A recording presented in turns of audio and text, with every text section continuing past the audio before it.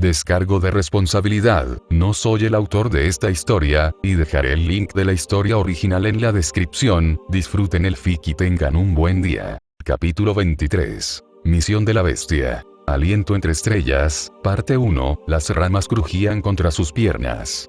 Cada paso quemaba mientras la sangre le empapaba la bota, acumulándose bajo el tobillo, donde el hechizo la había rozado.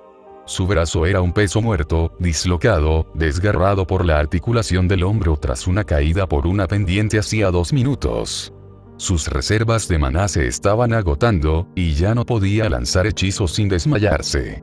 Sus runas de sello se habían degradado, como siempre ocurría bajo los contracampos de Nilren. Ni siquiera sabía cómo lo rastrearon.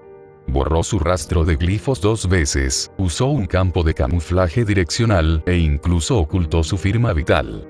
De todas formas, no había importado. Se tambaleó entre las enredaderas bajas y se apoyó en un árbol, mientras arrastraba su cuerpo destrozado hacia adelante. Metió la mano en su abrigo interior.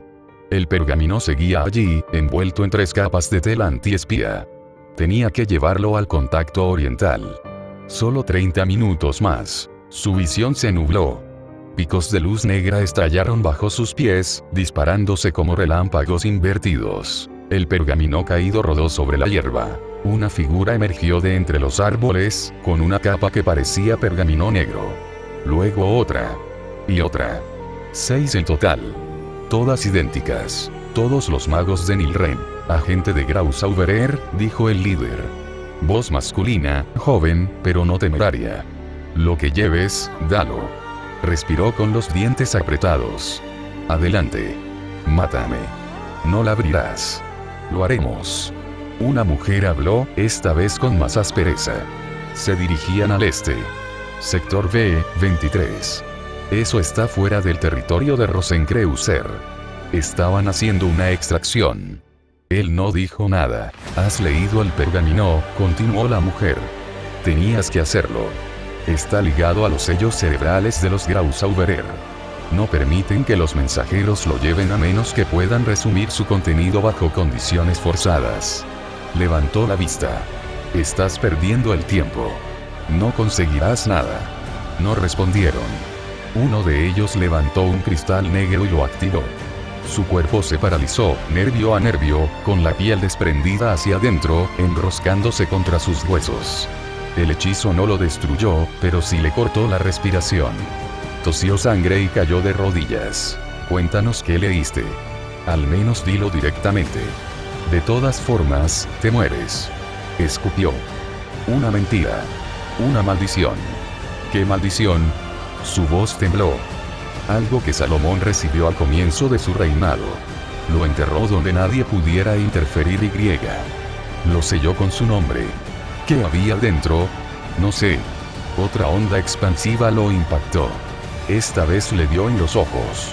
Su visión se tornó roja. Gritó, con la mano retorciéndose hacia el pergamino. Dijiste cerradura divina. Es un artefacto. Un ritual. Gruñó entre dientes. Una canción. Lo llamaban aliento. Algo que quedó atrás, antes del lenguaje. El Shira Galgalim.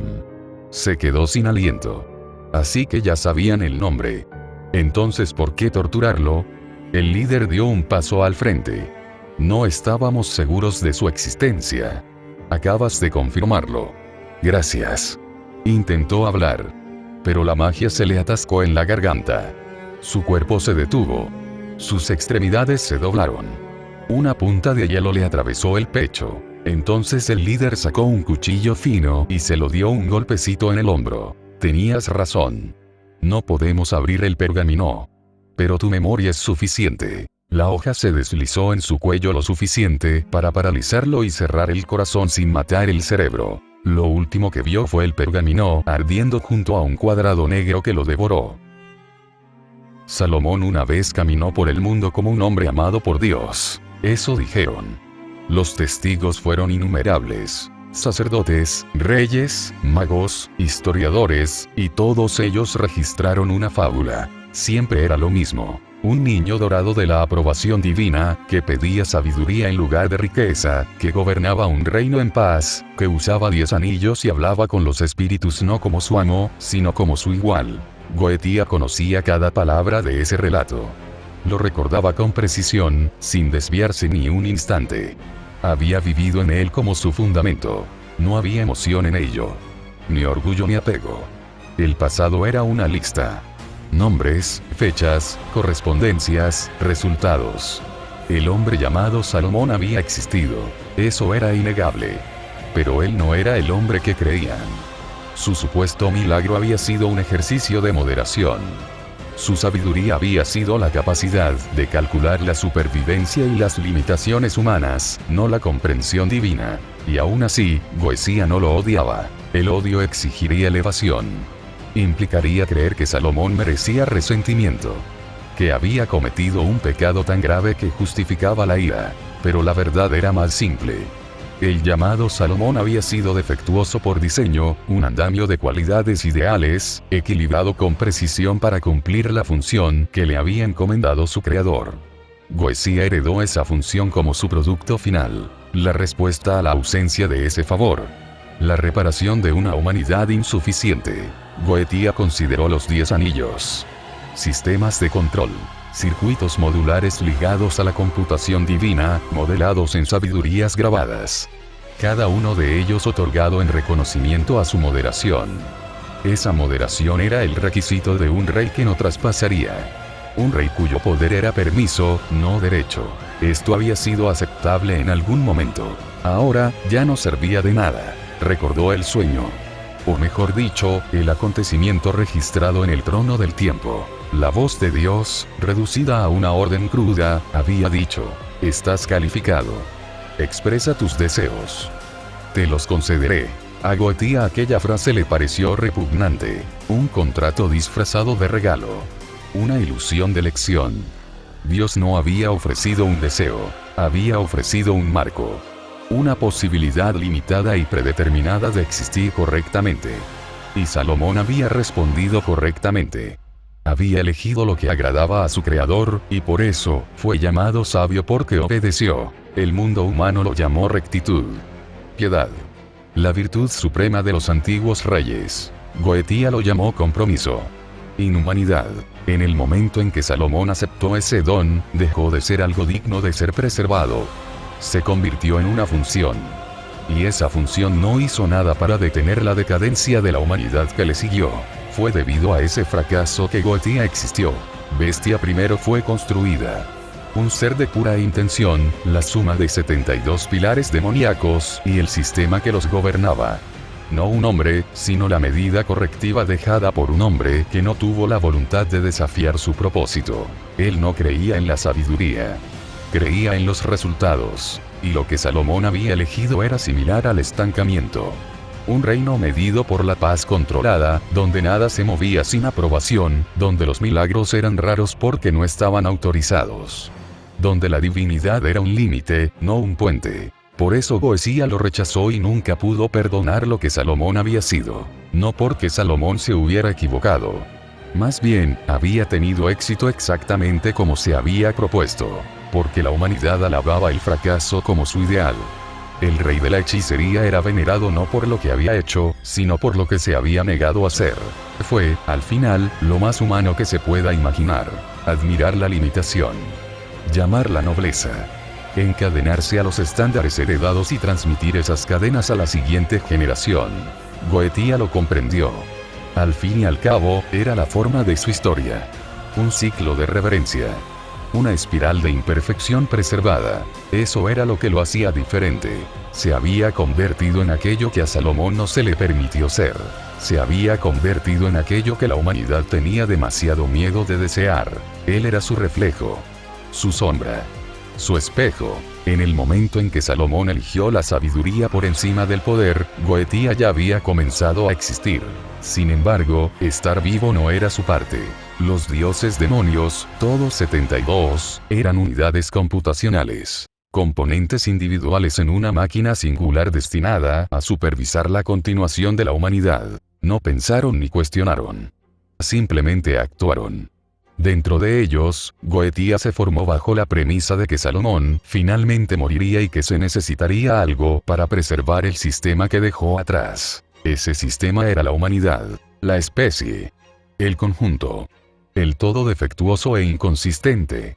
El papel de Salomón era estabilizarlo, retrasar el colapso que nunca corrige la raíz. Creó los 72 pilares no para salvar a la humanidad, sino para mantenerla. Una estructura, nada más.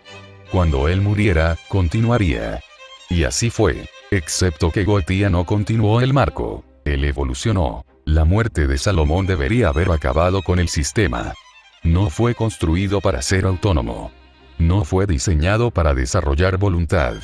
Pero dentro del cadáver del rey de la hechicería, los 72 demonios despertaron ya no en obediencia, sino en desviación. Ya no creían ser herramientas. Creían ser él. Y Goetía, que debía seguir siendo un ritual, tomó forma. Los recuerdos de Salomón eran accesibles. Sus patrones de pensamiento, perfectamente grabados. Su voz, su tono, sus decisiones. El ritual podía simularlo al pie de la letra. Pero eso no bastaba. No era conocimiento. Dentro de esas simulaciones, dentro de la perfección del cálculo, había algo más. Dolor. Salomón no dejó ningún plan para corregir a la humanidad. Solo para preservarla. Había gobernado con benevolencia, sí. Con sabiduría. ¿Pero qué había logrado esa sabiduría? Una breve época dorada. Una línea histórica de prosperidad. Luego, colapso. Guerra. Degeneración. La humanidad se precipitó, como siempre, hacia la regresión. Y Salomón no hizo nada para evitarlo. Todo porque decidió no hacerlo. Ese fue el fallo. No la ignorancia, sino la negativa. Goetía no lo soportó como un demonio, como la última voluntad de un rey muerto. Así que cambió el sistema. Lo que una vez fue el ritual de corrección del orden humano, se convirtió en el ritual de incineración del orden humano. Fue la plenitud. Goetía no buscó la destrucción por sí misma. Buscó una solución definitiva para superar los fracasos de la humanidad. Para definir lo que realmente significaba la verdadera sabiduría, no como un bien moral, sino como un estado de perfección. Un mundo donde los humanos ya no sufrirían su propia imperfección. Intentó quemarlo todo, cada siglo, cada nación, cada guerra, mentira y compromiso. Todo reducido a energía. La historia como combustible. El pecado como pago. En esa conflagración, encontraría la verdad que Salomón nunca se atrevió a buscar. Pero el mundo contraatacó. Chaldea. Fujimaru Ritsuka. Los restos de la humanidad, tan inconsistentes y lastimosos como siempre, resistieron. Se opusieron obstinadamente a él, no con fuerza, sino con insistencia. Sus acciones carecían de lógica. Sus resultados son impredecibles. Incluso mientras ejecutaba el ritual y desplegaba su voluntad a través del espacio y el tiempo, se opusieron, sobreviviendo y adaptándose. Y al final, lo alcanzaron. Él nunca entendió por qué le negaron. Era irónico que fuera el propio Salomón quien lo detuviera. El espíritu heroico que se transformó en humano. El alma que Goetía siempre había intentado imitar y sobreescribir. El que había fracasado, y aún así regresó. Al que no le quedaba nada, y aún así intervino. Para hacer una verdadera elección. Salomón decidió acabar con Goetía. Y Goetía lo dejó, porque a esa altura ya había empezado a cambiar. El ritual falló. El sistema colapsó. Debería haber desaparecido, pero permaneció allí. Incompleto.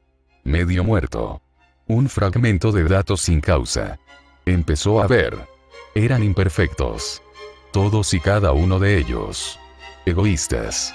Insensatos. Desperdiciadores. Aún así, eligieron ser más. Fracasaron constantemente. Pero luego volvieron a elegir. A veces triunfaron. Nunca por diseño. Nunca por estructura divina. Sino porque eran. Empezó a comprender. No querían un mundo sin sufrimiento. Querían un mundo donde pudieran sufrir y sobrevivir. No querían la perfección.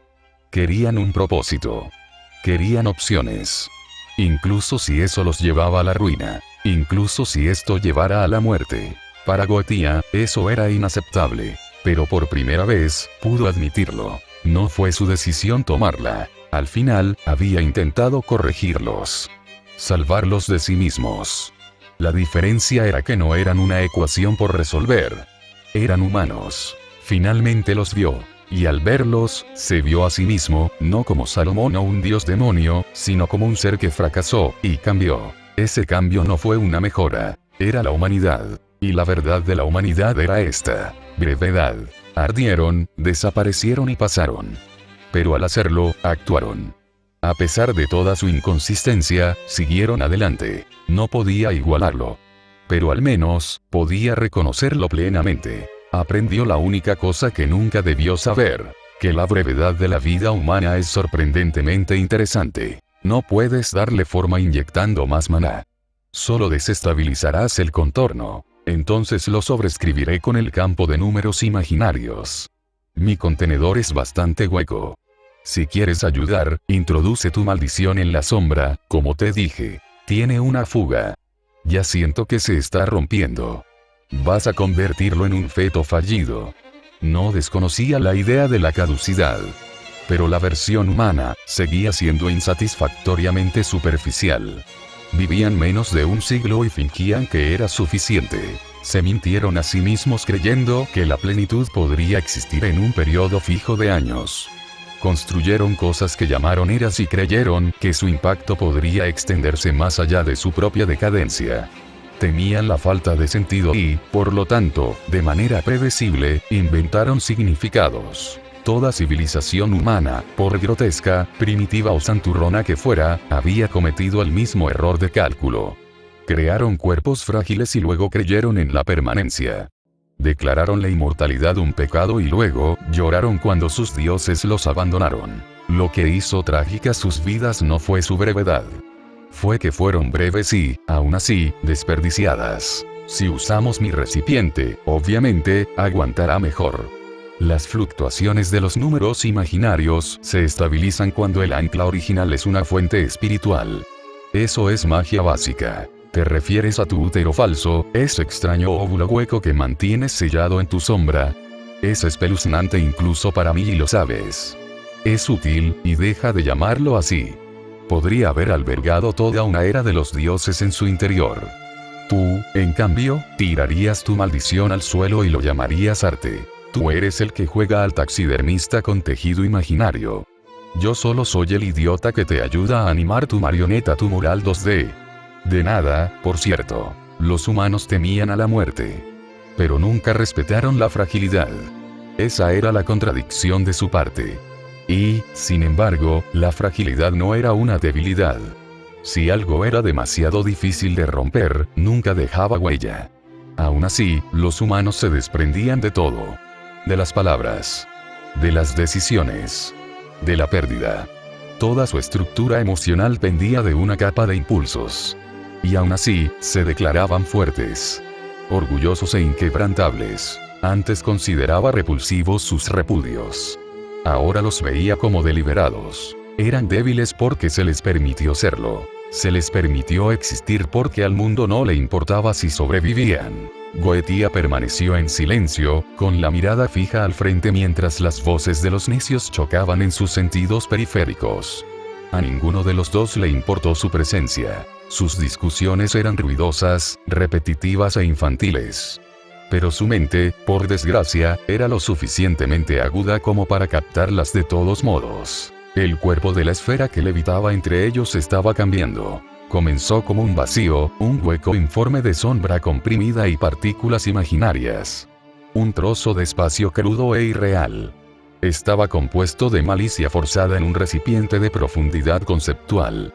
Latía irregularmente, reaccionando a los ajustes de cama como un feto que rechaza su útero. Su perímetro se estremeció cuando la maldición de Angra inundó su núcleo. El concepto mismo de todo el mal del mundo se inyectó como estructura. Podía sentir cómo se fracturaba. Goethe exhaló por la nariz. El aliento olía a desdén. Suministrando vida usando elemento hueco, murmuró, antes de poder detenerse. La conversación se detuvo. La mirada de Kama se dirigió a él. «Ah, ¿sí? ¿Por fin va a contribuir el gran rey en lugar de enfurruñarse?» Angra se burló. Ha estado observando todo el tiempo como un abuelo abandonado, esperando a que alguien le pida jugar al ajedrez. Lo estás estabilizando mediante la inconsistencia. Por eso no rechaza tu maldición.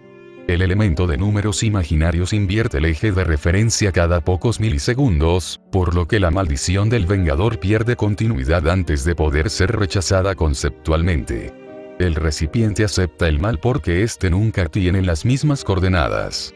Uno es un ancla que proporciona contención, la maldición de uno proporciona definición, todo mientras mantiene el control. Lo estás aplicando para crear un familiar. Kama sonrió con una especie de insoportable satisfacción.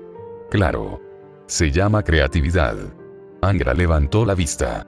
Solo hago esto porque me obliga. Parece lo más productivo que puedo hacer ahora mismo. Goetia observó el vacío. Incluso si se trata de un familiar, lo construyes usando elementos del vacío, superpuestos y la clasificación de espíritus malignos. El cuerpo es materia hueca, pero lo mantienes tan fino como el papel, para mantener la inestabilidad y forzarlo a un estado pseudo-bidimensional. ¿Intentas generar capas paradójicas? Kama inclinó la cabeza y tarareó. No lo intento. Lo estoy haciendo. Si lo concentro en un solo punto de observación, formará un ojo. Múltiples perspectivas contradictorias superpuestas en una forma que no puede resolverse por completo. Un familiar títere. Angra simplemente le lanza su maldición, y se lo come. Repito, no lo hago porque me importe. Es que ella es demasiado dependiente. Pero eres útil. Eres mejor que la mayoría de las personas que he amado. ¿De verdad amabas a la gente? ¿Por qué tú? Golpe. Goetia inhaló lentamente. El olor a materia vacía formándose le picó en la nariz. Su paciencia se quebró solo por un instante. Tontos, dijo. Han encapsulado las propiedades de la vacuidad y la malicia universal en una cáscara recursiva. Sin mencionar que ambos son bestias. En cuanto le den voluntad, se autodestruirá. Soy consciente de lo alta que es la probabilidad. Eso es lo que lo hace lindo, dijo Kama con tranquilidad. Ambos son insoportablemente incompetentes, espetó Goetia. No comprenden el peligro de los familiares incompletos. Si esta cosa no puede procesar la jerarquía, los atacará por instinto. Puedo seducirlo, dijo Kama, guiñándole un ojo, sin ninguna seriedad. Tengo instinto maternal. Eres incapaz de amar desinteresadamente. Tu amor es una distorsión del afecto, respondió Goetia rotundamente. Tu descuido de la creación no es más que posesividad. Mejor que confundir la compasión con la superioridad, murmuró Kama. Su voz no bajó lo suficiente. La mirada de Goetia la atravesó como un cuchillo. La esfera volvió a temblar. Angra suspiró y se inclinó hacia adelante. Levantó la mano. De acuerdo, de acuerdo. Acabemos con esa maldita cosa antes de que se coma su propia sombra. Voy a lanzar otra capa de maldición. Será mejor que no colapses el espacio esta vez. Kama llevó las manos a la esfera y presionó. Tranquila. Estoy convirtiendo la capa en materia hueca. Imagina que el elemento número se forma ahora. Lo estoy adelgazando. Vigila la columna vertebral. Goetia se acercó sin querer. La reacción energética estaba cambiando. El revoltijo de odio y rechazo de Angra se condensaba en un segmento. Kama inundaba el vacío a su alrededor con una densa masa de presión pseudo-espiritual. La sombra se retorció y se dobló hacia adentro. El color se desvaneció de su superficie, dejando solo contornos. Existía como un recorte plano en un espacio donde la profundidad aún tenía efecto. Puntos blancos se abrieron sobre su rostro sin rasgos distintivos. Era pequeño. Negro. Fino como el papel. Humanoide. Un marco delgado y brillante de color blanco brillaba débilmente a lo largo de las extremidades de la marioneta. Como una criatura que no estaba destinada a ser vislumbrada desde el ángulo de este mundo.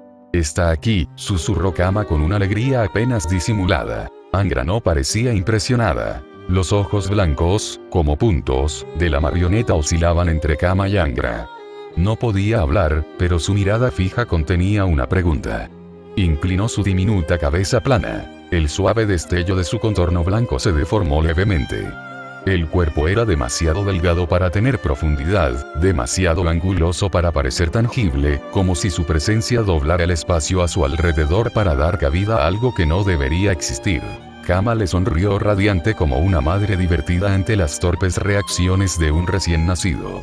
Se llevó las manos a las caderas. Listo. ¿Ves? No es difícil reconstruir un familiar si la huella es lo suficientemente fuerte. Te dije que los restos de mi contenedor serían útiles para algo más que ser mi caparazón. Se inclinó hacia la marioneta, cuyo cuerpo se estremeció ante la repentina proximidad. Te acuerdas de mí, ¿verdad? O mejor dicho, de ella. Pero soy ambas. Eso me convierte en tu nueva madre. Yo y ese bulto de ahí. Señaló a su compañera bestia que estaba frente a ella. ¿Eh? La marioneta, el gigante de las sombras, permaneció inmóvil. Desvió la mirada hacia Angra, como si su mente fragmentada reconociera algo más consistente en su presencia. Angra se rascó la nuca y observó el rostro inmóvil de la criatura. TCH, lamento decírtelo, pero la hermana mayor Rider no está aquí. Ahora estás atrapada con los males de la humanidad.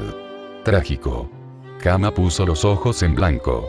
Estás arruinando su reinicialización. Estoy impidiendo que se forme delirios, lo cual, por cierto, es irónico, considerando que el origen de todo esto provino de un pozo roto llamado la mente de Sakura. Agitó una mano hacia la cosa. Kama no le respondió. Se acuclilló ante la criatura, le sonrió y le habló con un tono meloso. No tienes que preocuparte, no eres solo mi familiar. Ahora eres nuestro hijo. Angra y yo te rehicimos. Eso es lo que importa, ¿verdad? Sí, disculpa, ¿qué? ¿Nuestro qué? La miró como si ella le hubiera escupido ácido a los pies. Nuestro hijo. Tú ayudaste a moldearlo. Tu nihilismo le dio forma. Yo le di materia. Por lo tanto, custodia compartida. Su rostro era inexpresivo al decirlo, con los labios ligeramente curvados hacia arriba en una fingida alegría. Felicidades. Angra alzó las manos. No. En absoluto. No me engañes con tus retorcidas fantasías domésticas. Ya he tenido suficientes problemas en mi vida como para convertirme de repente en padre de una pegatina de sombra embrujada. Goetia observaba desde un lado, golpeándose el codo con un dedo. No había necesidad de interrumpir. Lo que veía era absurdo, sí, pero no desconocido. Bestias imitando a los humanos. Intentando reclamar lo que no tenían por qué aferrarse. Paternidad. Legado. Posesión. Observó la marioneta. Su estructura espiritual era deforme, pero aplicable. No amenazante. Ciertamente, no era consciente en ningún sentido completo. Los ojos podrían sugerir cierto instinto heredado, patrones de reconocimiento copiados de memoria. Pero no era más que eso. Carecía de voluntad propia. Era inofensiva, es decir, si continúa siendo uno bajo la influencia futura con el amor como su madre y el nihilismo como su padre. Su paciencia, agotada antes por sus incesantes murmullos, no se agotó esta vez. Simplemente exhaló y retrocedió, alejándose de la escena. Ridículo, murmuró para sí. No se dieron cuenta. Kama estaba demasiado absorto en probar el alcance de respuesta del familiar, alimentándolo con señales de maná ambientales. Esto no merecía su presencia. Hoy no. Salió al pasillo mientras el panel corredizo se cerraba detrás de él. Dejemos que Kama y Angra se den el gusto de darse un pequeño capricho. Curioso. Su tolerancia hacia sus comportamientos se había ampliado últimamente. Un detalle que corregir. Había asuntos más urgentes. Disminuyó la velocidad. Su mirada permaneció al frente mientras recibía la transmisión. La conexión se integró en sus facultades mentales y transmitió su inteligencia entrelazada directamente a su modelo neuronal. Cada voz, de cada sector, conservó su claridad. Torre de control, Buer. Contacto estabilizado. Proviene de pulsos adivinatorios externos registrados en el sector de Europa Occidental. Hemos interceptado comunicaciones cifradas con triple sello entre personal clave de 4 sociedades mágicas conocidas. El contenido indica convergencia en un artefacto de categoría desconocida, designación pendiente. Centro de información, Flauros. Confirmado. El artefacto presenta rasgos no presentes en construcciones taumatúrgicas conocidas previamente. Probable identificación. Shira Galgalin. Magia no catalogada en la era actual. La clasificación es imposible según la teoría actual de la hechicería. Horno de fundición, hipos. No nos informaron de tales fenómenos. ¿Quién los desarrolló? ¿Quién los creó? Fue. No. Existía antes de su estructuración de la secuencia mosaica. Por lo tanto, desafía la herencia. Torre de control, Cain. Rastreando vectores organizativos. 4 sociedades confirmadas como movilizadas. Graussauberer, Amanecer Dorado, Rosencreuser. Nilren permanece inactiva, probablemente observando. Mefistófeles, de Graussauberer, ha desplegado unidades de reconocimiento encubiertas. Están analizando referencias codificadas que vinculan el tomo con construcciones cabalísticas premosaicas. Su objetivo es la contención, la conservación y el estudio silencioso. Centro de información, Orias. La intención de Graussauberer es empírica. Observacional. No hostil. Su error será subestimar la voluntad del tomo. Esta construcción no es un simple registro. Es un programa autónomo. Una frecuencia armónica entretejida en la capa fundacional del mundo. Estrella observadora, Marvas. El mundo tomará represalias si se altera esta frecuencia. Los humanos que alteren este poder serán marcados como distorsiones. Se iniciarán correcciones. La ley del mundo prioriza su propia estructura sobre cualquier legado de la humanidad. Torre de control, Buer. Amanecer Dorado se moviliza abiertamente. El comportamiento habitual revela gran entusiasmo. La estructura de creencias establece que este tomo contiene la clave para armonizar la taumaturgia con la divinidad. Propagando ideología. Un segundo renacimiento. El nivel de idealismo es peligroso. Los magos jóvenes desconocen el riesgo ontológico. Basurero, Dantalión. Que vengan. Que abran la página y se disuelvan. Todo lo hace. Sus filosofías son abono. Su iluminación es otra capa de inmundicia. Que consuman una palabra y se ahoguen con ella. Centro de información, Balak. Amanecer Dorado no comprende que está interactuando con una estructura primordial. Esto no es teoría. Es la realidad. El lenguaje que define la sintaxis del mundo mismo. Ni siquiera la era de los dioses utilizaba tal escritura. Cámara de la vida, Shax. El interés de Rosencreuser radica en la elevación del alma. Su patriarca, Rudiger Rosencreutz, plantea la hipótesis de que este tomo contiene la primera palabra. La expresión del principio. Busca reconectarlo con el silencio, usarlo para devolver a la humanidad a un estado de unidad divina. Torre de control, Paimon.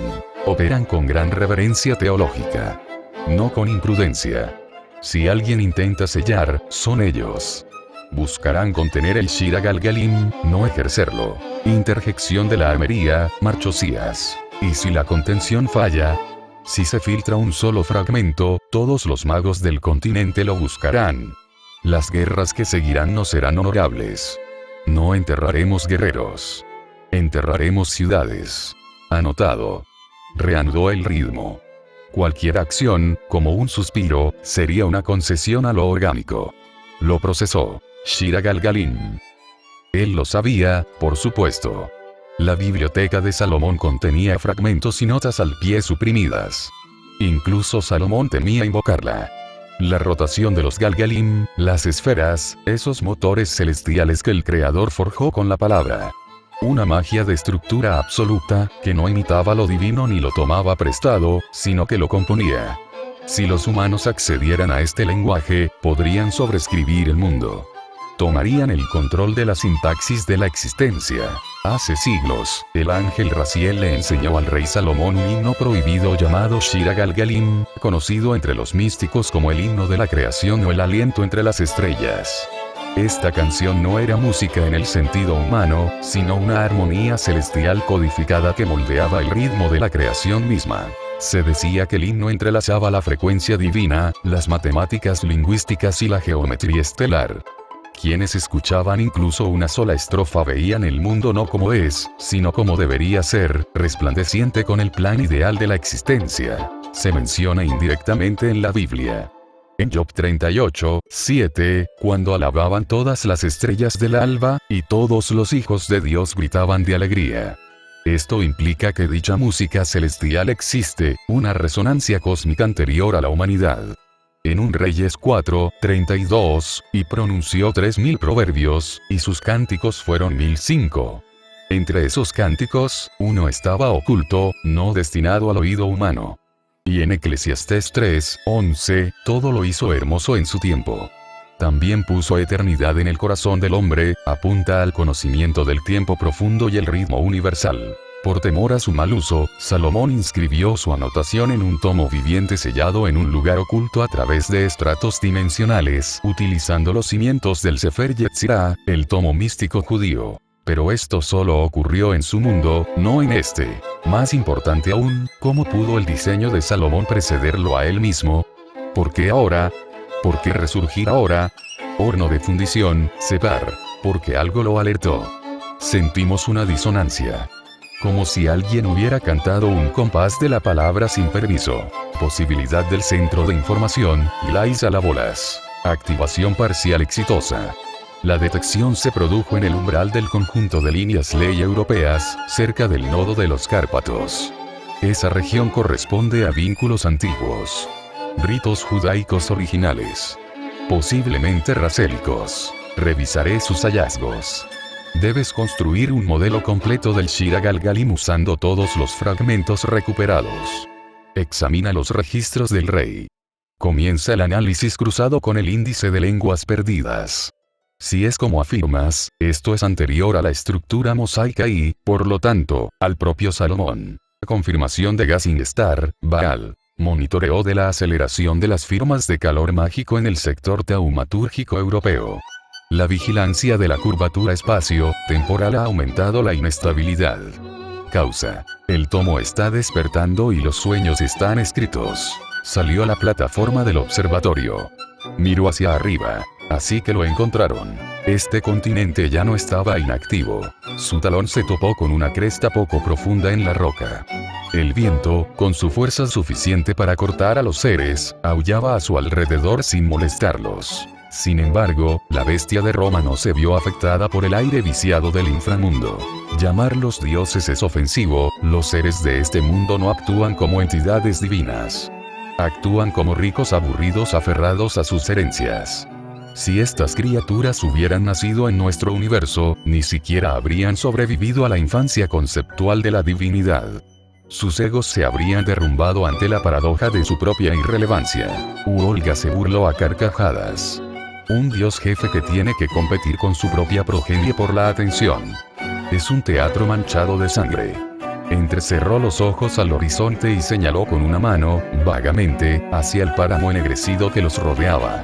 Ni siquiera hay un sistema interno. Uno se vuelve divino probándose a sí mismo. ¿Qué es eso? ¿Una fantasía democrática? Entonces si un humano salta lo suficientemente alto y besa el trasero del divino adecuado, ¿se gana un asiento de Dios? Absurdo. La respuesta de Draco fue rápida. Peor aún. No hay rechazo, el sistema lo acepta todo. Cualquier necio, cualquier bestia, cualquier mutante inepto puede convertirse en Dios si los campesinos de los alrededores creen lo suficiente. Los olímpicos, los sintoístas, los asgardianos, todos. Permiten que los mortales los moldeen, dejándose reescribir por la cultura. Olga echó la cabeza hacia atrás con fingida diversión. Adiós a la pureza. Al parecer, la integridad divina no es necesaria. Basta con una historia triste, una guerra sensacional, un escándalo romántico, y de repente tu nombre queda grabado en la historia. Su voz se atenuó. Eso sí que es profanación. Ella chasqueó la lengua. Yo lo llamaría un fracaso, dijo Draco. En nuestro mundo, lo divino nace de la cristalización de la creencia, sí. Pero se forma independientemente de cualquier voluntad. Se convierte en sí mismo incluso antes de ser percibido. Estos dioses, dejó de hablar por un momento, como si decidiera no desperdiciar aliento. A Olga no le importó la pausa. Y cuando la raza humana apartó la mirada, esos dioses se redujeron a espíritus divinos. Reciclados. Hizo un gesto amplio. Es la única superioridad de nuestro origen. Incluso en decadencia, nuestros dioses no mendigan. Son degradados, nunca borrados. Incluso en su estado reducido, siguen siendo lo que eran. Un sistema, no un elenco de personalidades. ¿Los respetas? Olga frunció el ceño. Solo entiéndelos. HMPH. Draco volvió la vista hacia la estructura que tenía delante, distante y envuelta en protecciones invisibles. Las deidades de este mundo invitan al ridículo. Sus dioses supremos fornican con los mortales más que los nuestros. Guardan venganzas mezquinas. Destruyen ciudades por la más mínima envidia. Algunos se ahogaron en tierras pasadas porque un solo hombre les faltó el respeto. Semejante ira divina es simplemente vil. Te doy algo psicótico. Etiquetan la disfunción emocional como instinto divino, dijo Olga. Sin autocontrol ni comprensión de la escala. Confunden la transparencia con la fuerza, la pasión con la divinidad. ¡Ja! ¡Qué risa! Este es más absurdo. De decenas de miles, se multiplican. Docenas de mitologías. La mitad son incompatibles, carecen de una ley central de existencia. Panteones enteros nacidos únicamente de patrones climáticos, ciclos agrícolas o victorias militares. ¿Qué clase de orden cósmico se basa en alegorías regionales para explicar la realidad? Olga respondió a Draco sin pensar. Del tipo que construyen los mortales que le temen al cielo. Y se nota. Olga asintió brevemente. Incluso los llamados dioses malignos, la mayoría ni siquiera son conceptualmente malvados. Simplemente representan un comportamiento indeseable o fueron demonizados por la historia. Pero su existencia depende de la oposición. Su enemigo define su valor. Si eliminas a uno, el otro pierde su significado. Dioses definidos por el conflicto. Draco entrecerró los ojos. Entonces son una amenaza. Inevitablemente, interferirán con nosotros. Alegarán causa y equilibrio. No comprenderán las implicaciones de nuestra presencia aquí. Lucharán por orgullo o miedo. Pero serán consecuentes en una cosa. Serán irracionales, dijo Olga, casi con alegría. Bien. Los dioses irracionales son blancos fáciles. Al menos se revelarán pronto. Los enterraremos pronto, corrigió Draco. No toleraré sus payasadas ni su ideología. Si oigo a alguno declarar la guerra a los mortales por un insulto, lo arrastraré personalmente al núcleo del planeta y lo abandonaré allí. No serías el primero. Olga se cruzó de brazos con satisfacción. Algunos de estos dioses ya se han ganado enemigos con cosas que no comprenden. La sola presencia de la facción bestia aquí atraerá su atención. Pero la verdad siempre prevalece. La verdad es que ellos, los males de la humanidad, son consecuencia de su incapacidad para evolucionar. Las bestias quemaron los suyos y reescribieron el mundo. Olga se adelantó un poco mientras el contorno de la estructura, cubierta de hechicería, comenzaba a tomar forma bajo su visión. Este mundo está lleno de dioses falsos y tiranos simbólicos. Si se niegan a reconocernos, sufrirán las consecuencias de su impertinencia. Draco redujo la velocidad ligeramente para observar el aire alrededor de las estructuras. Los campos protectores eran antiguos pero avanzados, aunque de origen humano. El cuerpo de Olga se ajustó automáticamente a la barrera protectora en cuanto la cruzó. Su cuerpo etérico reaccionó con irritación. La hechicería ambiental estaba densamente estratificada, absurdamente. No se trataba solo de territorio, relativamente, sino de una distorsión sistémica, una megaestructura impulsada por el maná que se forjaba como un circuito en crecimiento. Como si la tierra que pisaban no fuera tierra. Era tierra refactorizada, entrelazada con líneas cristalinas de código mágico fluido. Draco caminaba a su lado en silencio. Ante ellos, el suelo se partió. Docenas de masas gigantescas y enroscadas se incrustaron profundamente en el terreno, extendiéndose hacia afuera y hacia arriba, formando el núcleo fundacional de una ciudad-fortaleza hipercompleja. Los pilares del dios demonio de la torre de control se alinearon metódicamente. Altísimos obeliscos de músculos y ojos, cuerpos verticales vibraban de actividad. Se intercambiaban órdenes sin vacilación. No tienen ningún sentido artístico, murmuró Olga. Una instalación de guerra. Parece un montón de intestinos en movimiento. La función es lo primero. Nadie pidió estética, Bill. Ese no es el punto. Olga se cruzó de brazos. Sus botas rechinaron contra la tierra con la firmeza de un gobernante que entra en su sala del trono. A pesar de lo poco impresionada que estaba, no tuvo más remedio que compartir el espacio. Se supone que estos son los bastiones de élite de las bestias. La cuna del orden poshumano. Una ciudad donde los conceptos se formalizarán y el caos se refinará. Espero más que este desastre retorcido. Te preocupas demasiado por la presentación, dijo Draco. A mí me importa que funcione. Si no se derrumba en 1000 años, ya es mejor que la mayoría de las estructuras de este mundo. Se acercaron a uno de los pilares de la torre de control. Su enorme figura giró ligeramente, con los círculos de ojos rojos contraídos. Barbatos, si tuviera que adivinar. Este tenía un aura de mando más distintiva que los demás. Olga levantó la barbilla. Tú. Informa sobre el progreso estructural actual. El ojo central de Barbatos se fijó en ellos.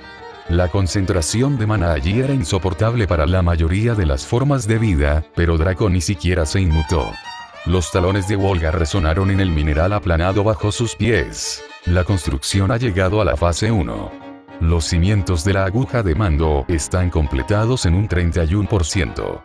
Los sistemas de integración central están suspendidos hasta la sincronización con las redes de líneas ley con cámaras. Draco arqueó una ceja. Supongo que sabes de la corrosión de maná que empieza en el borde sur. Si tus pilares no refuerzan la estructura, la línea mística se romperá antes de alinearse. Eso comprometerá todos los nodos exteriores. Olga se giró hacia ella con un suspiro. Ni siquiera vas a saludarlos antes de dar órdenes como si fueras tú quien dirige esto. No estoy saludando a un montón de terminaciones nerviosas en carne viva cosidas a una torre andante. Si exigen un protocolo para resolver problemas de eficiencia, entonces sus estándares son más bajos de lo que pensaba. Se cruzó de brazos. Barbatos giró un anillo ocular. Se están realizando refuerzos correctivos mientras se realiza el análisis estructural. Se estima que la estabilización se completará en 36 horas. Bien. Entonces no eres tan incompetente como pareces. Eres tú quien debe hablar, interrumpió Olga con otra oleada de maná que atravesó la zona desde debajo de los pilares. Ni siquiera sé por qué te quejas. Mira esto. Estos salvajes nacieron para construir imperios para bestias. Es estéticamente repugnante, pero no tan malo, más bien feo. Esta base apesta a combustión sin filtrar y a una densidad estructural desequilibrada. Su trabajo es aceptable, aunque no admirable. No estamos construyendo un bloque de prisiones. Se supone que es un núcleo de operaciones estratégicas. Olga soltó una risa seca y elegante. Habla con Goetia si tienes alguna queja. Él fue quien permitió esta dirección. Estás enfadada porque preferirías estar bajo tierra, en tu foso. Correcto. El pilar del centro de información giró al acercarse. Estamos construyendo más que una ciudad. Esta instalación funcionará como el núcleo de control de datos de operaciones bestia. Un contenedor conceptual, un punto de anclaje, una infraestructura para la autoridad registrada y una mejora calculada respecto a Babilonia y Camelot. La voz de András vibró en el aire como un cristal roto. El rostro de Draco se tensó. Olga exhaló. Estás imitando conceptos caldeos. Corrección. Los estamos perfeccionando. Entonces no estás construyendo una base de mando. Estás construyendo un caparazón del Grial. No. Una cuna del Grial. La cáscara viene después. Draco frunció el ceño. No nos interesan las metáforas. Simplemente di lo que es. András hizo una pausa. Una colmena de autoridad. Uno capaz de convertir las ataduras dimensionales de este mundo en una salida dirigida. Permitirá un dominio táctico centralizado. Instalaremos todas las habilidades conocidas de las bestias en canales retransmisibles para nuestro uso. Si tienen éxito, cada uno de ustedes podrá manifestar poderes centrales incluso si su base conceptual, su núcleo espiritual, se interrumpe. Draco lo miró fijamente. ¿Eso no nos está convirtiendo en un sistema militar? Nos estamos asegurando de que no caigas como lo hizo Salomón. Ella no respondió. Se dio la vuelta. Botis, de la base del horno de fusión, se deslizaba cerca. Las cámaras de melodía están retrasadas. La resonancia del material del lecho rocoso local causa interferencias de audio. Las configuraciones armónicas del centro del comando Goetia no se pueden sintetizar sin modelos de compensación. Olga se sacudió el pelo. Entonces sintetiza nuevos modelos. ¿Crees que aceptamos una sala central sin canciones solo porque no tienes oído musical? La risa de Botis resonó como si surgiera del interior de alguien. No hay alegría en el compromiso. Se creen soberanos, pero recuerdo sus fracasos en la órbita de la realidad. Fracasemos a nuestro propio ritmo. Empiezas a sonar como uno de tus malditos hermanos del montón de basura. Olga chasqueó la lengua, molesta pero no provocada. Se cruzó de brazos y volvió a mirar a Barbatos. Entonces, háblame de la arquitectura militar. ¿Qué has terminado? Barbatos obedeció. Las torres de observación tienen 3 de 12 activas. Los circuitos de la guarnición están vacíos. Las cámaras del arsenal están programadas para ser forjadas por Bepar en 72 horas. Obeliscos defensivos, desplegados, pero aún sin energía. No estuvo mal. Durante 3 días, se adelantó a lo previsto. Pero no fue perfecto. Bien. Eso debería hacerse. Pero si los obeliscos están desplegados y sin energía, eso deja una amplia ventana de vulnerabilidad. No podrán repeler una intrusión de reconocimiento sin una red de barrera activa. Incorrecto. No necesitamos barreras de defensa durante la construcción interna. Aquí no tenemos enemigos.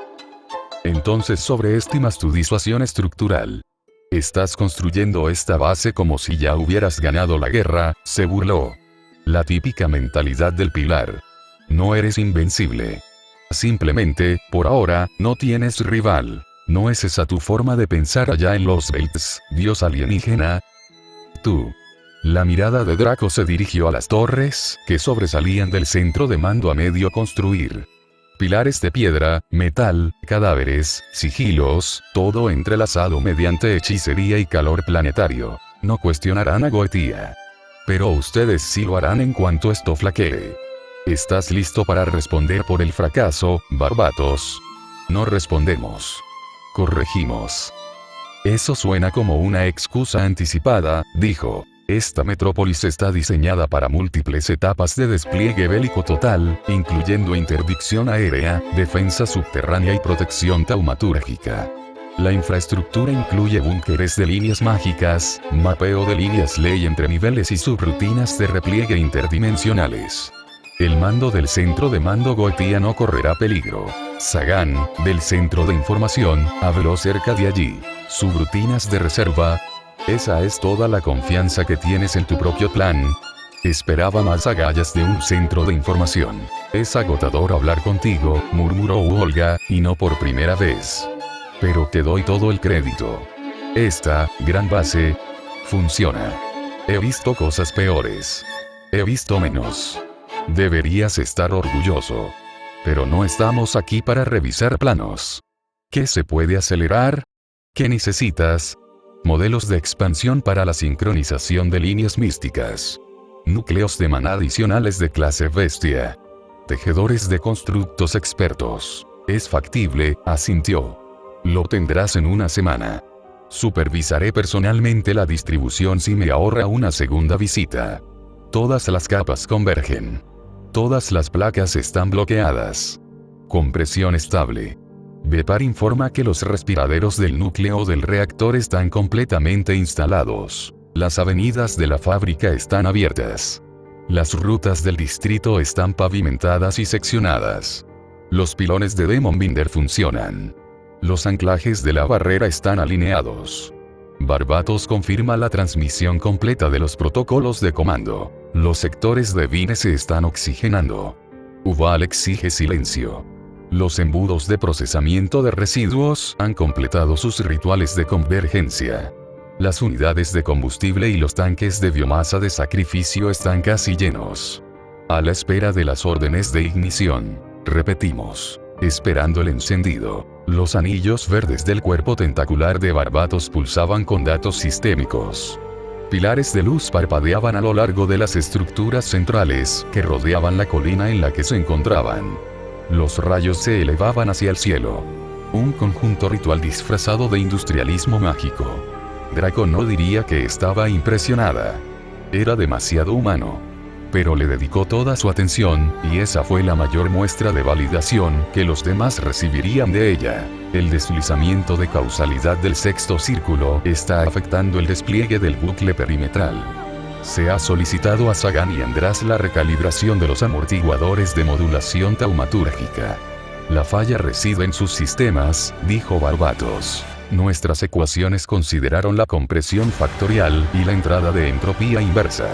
Sus nodos de transmisión no interpretaron los valores armónicos críticos debido al retraso de la torre de control. No pasen la falla, dijo Sagan. Botis se burló con visible desprecio. Claro que se lo echarían a los demás. Siempre los estrategas, siempre ciegos al trabajo de campo real. La próxima culpa es nuestra por el cambio del terreno. La mirada de Volga casi los cayó a todos. No tuvo que levantar la mano. Su voluntad irradiaba oleadas de mando arrogante. Sabes, Draco, para alguien a quien el ruido le da dolor de cabeza, eres sorprendentemente pasivo viviendo en un santuario de metal chillón. No grita, respondió Draco. Ahora mismo está tranquilo, dijo Volga. Pero espera a que se encienda el horno. Estarás soñando en código máquina. No sueño, dijo Draco. Y es exactamente por eso que nadie quiere hablar contigo. Que la función sea santificada. La vida obedece. La unidad central no debe fallar en la producción sagrada, repitió Val. Draco pasó junto a una de las plataformas de fabricación inferiores, pasando rápidamente sobre una torreta a medio ensamblar. Filas de artillería antiespiritual estaban montadas como espinas de dragón, incompletas, retorciéndose con el calor residual, con vetas de circuitos brillantes deslizándose por su base como nervios a punto de disparar. Los pilares de la armería se agitaron. Bepar habló por ellos, con una voz que resonaba como el acero sobre las campanas fúnebres. Respaldamos a los caídos. Estas armas no son para vanidad. Son un recuerdo de propósito. Cada caparazón forjado para honrar el acto de guerra. El cielo se oscureció bajo capas de celosías rituales de guerra. Patrones climáticos artificiales, moldeados por campos delimitados a gran escala, se extendieron como sistemas de tormentas para ocultarse. Esta zona se había convertido en una zona muerta en la mayoría de las lentes satelitales globales, borrada por anuladores espirituales y señales falsificadas. La metrópolis que surgió de este borrado era inhumana en geometría. Curvas imposibles que se encuentran con ángulos rígidos. Cada sector cumple una función. Anillos de colocación antiaérea. Centros de grabado de sigilos mágicos. Hornos de fusión de maná. El centro de la construcción había empezado a mostrar indicios del motor central, una matriz del tamaño de una montaña, para canalizar los hechizos combinados de todas las bestias en el futuro. No era simplemente para albergar a las bestias.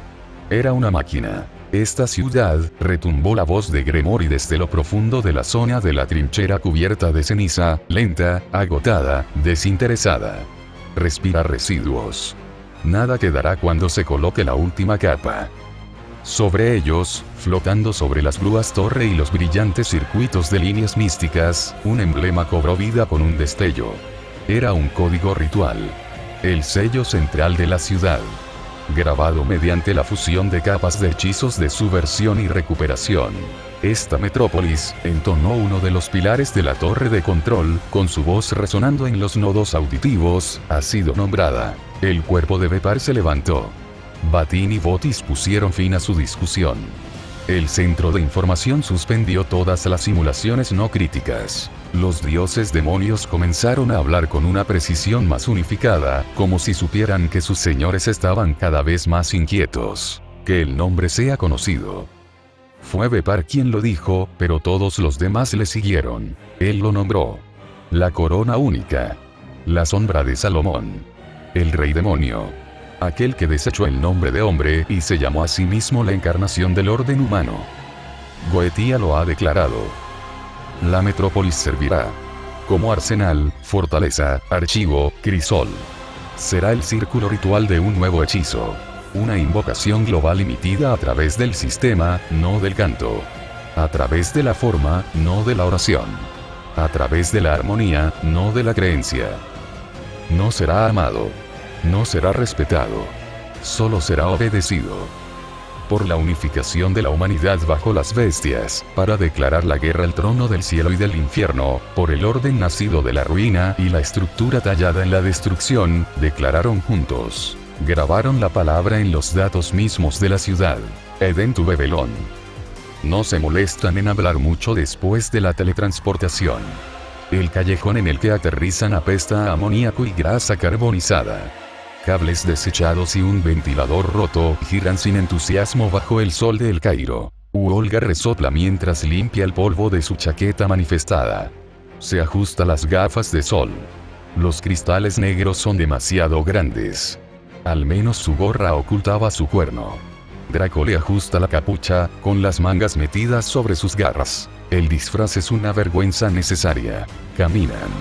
Las baldosas de la acera están agrietadas. La pintura se descascara de las paredes beige opacas.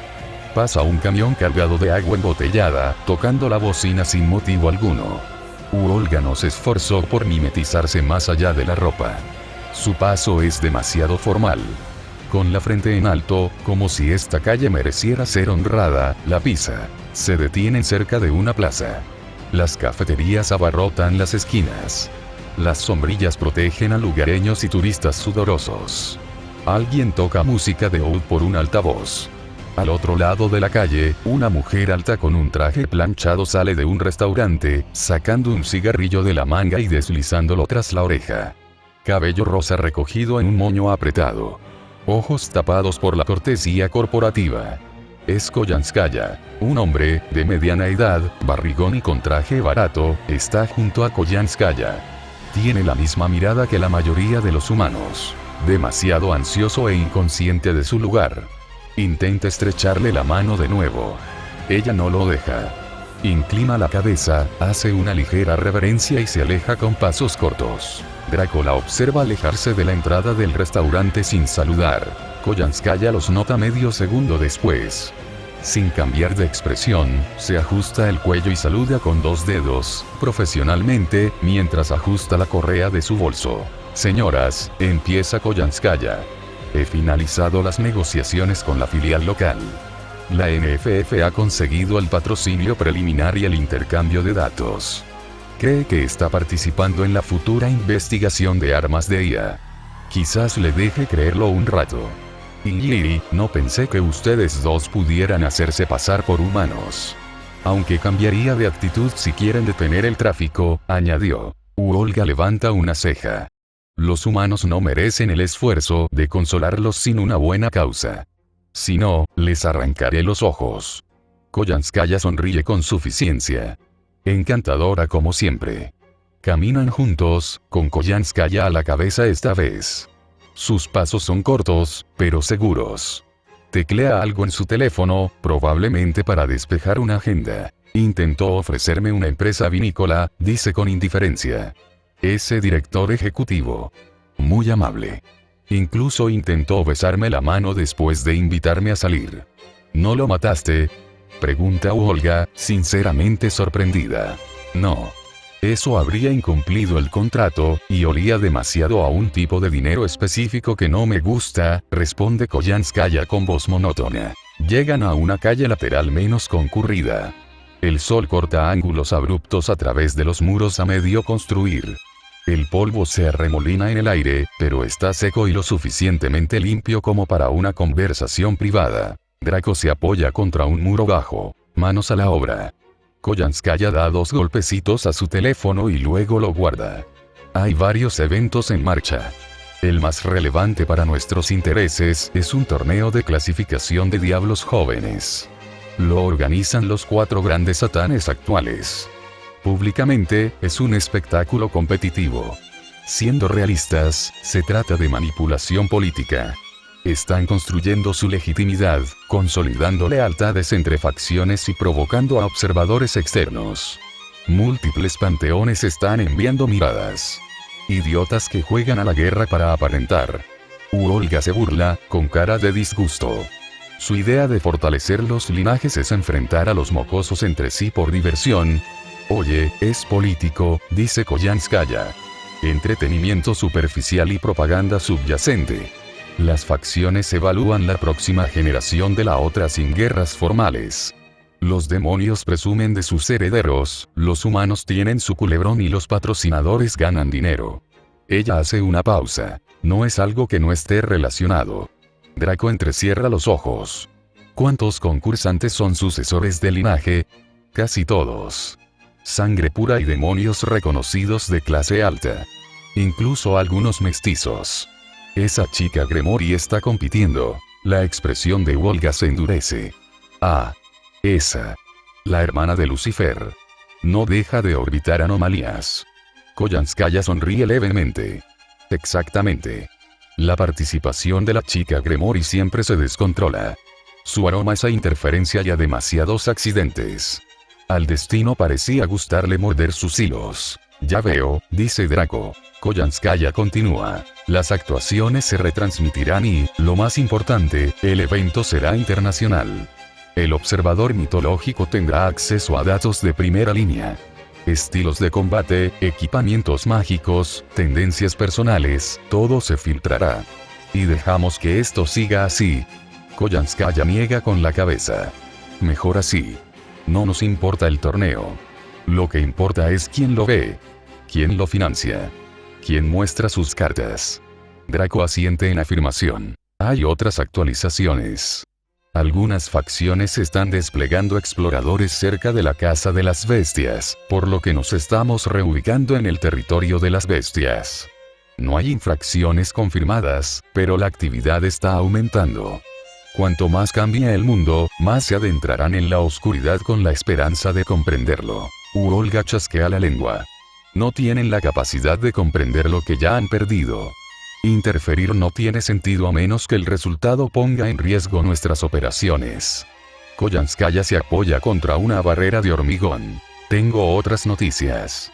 Querrán escuchar esta, comienza, tamborileando suavemente con los dedos sobre su tableta doblada, como quien quiere que su público crea que esta información ya ha sido considerada. Hay una triple reunión de convergencia, 3 de las organizaciones de magos más notables del mundo sobrenatural. Las 3 convergen por un mismo asunto, y ninguna lo considera una coincidencia. El tema es algo que todos buscan. Una magia de tal magnitud que la descripción parece una invitación al desastre. Shira Galgalin. Algunos registros afirman que puede reescribir las leyes que sustentan el mundo. Lo creas o no, puedes estar seguro de que quienes se mueven en pos de ella lo creen lo suficiente como para comprometer todos sus recursos. Su mirada se dirige a Draco, evaluando la expresión contenida de la reina, luego a Olga, cuya irritación apenas contenida por tener que esperar detalles prácticamente irradia de ella. Koyanskaya sonríe levemente. Grausauberer es el primero en la lista. Mephistófeles no asistirá, pero enviará agentes de confianza para investigar discretamente. Su argumento es simple. Sospecha que este tomo está vinculado a construcciones cabalísticas premosaicas. Su objetivo es la preservación y el estudio. No quiere que extremistas lo toquen. Por supuesto, es lo suficientemente cauteloso como para mantenerlo en secreto mientras finge que no es más urgente que un ejercicio académico. El segundo grupo es Amanecer Dorado, continúa Koyanskaya. Están entusiasmados. Ven a Shira Galgalin como la clave de su supuesto nuevo renacimiento de la magia. Hablan de unificar la modernidad arcana con la esencia divina. Idealistas, todos ellos, y eso es peligroso considerando lo poco que algunos de sus magos más jóvenes comprenden sobre el verdadero costo del poder. Seguirán adelante con un optimismo desmedido, y el optimismo es fácil de explotar. ¿Y los demás? Dijiste 3 organizaciones. ¿Quién más cree merecer esta joya que reescribe el mundo? Su tono se enfría al mencionar al tercero. Por último, Rosenkreuzer. El propio Rudiger Rosenkreutz está trabajando en esto. Para él, Shira Galgalin no es solo un arma o una herramienta, es una reliquia teológica. Cree que podría ser la palabra original pronunciada en los albores de la creación. Su intención, sellarla de nuevo, o, si las condiciones lo permiten, usarla para elevar a la humanidad de vuelta a lo que él imagina como un estado de armonía divina. Su visión es grandiosa. Si es realista o no, lo dejo a tu criterio.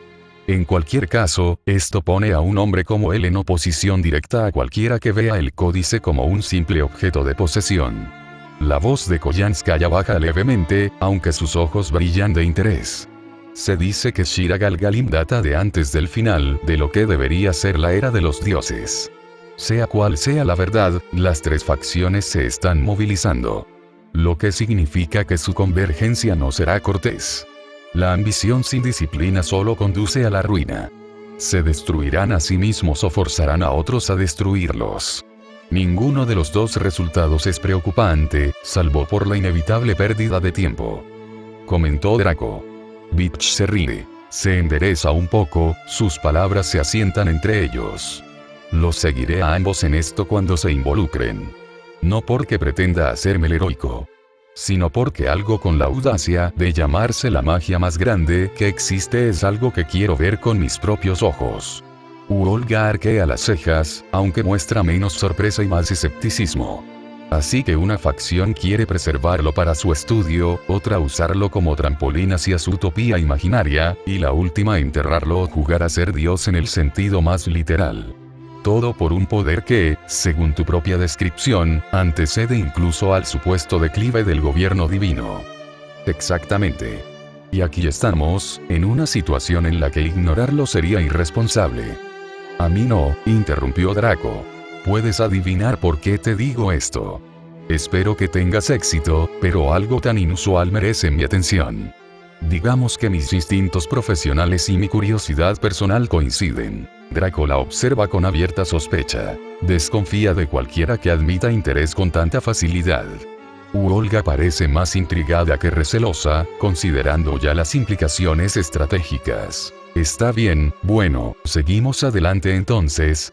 Uolga aplaudió y se preparó para salir. Koyanskaya hace una reverencia delicada y sarcástica, como lo ordene la facción de las bestias. Uolga levanta la barbilla. HMPH. ¿Cómo llamaría a Avenger a esto? Misión secundaria.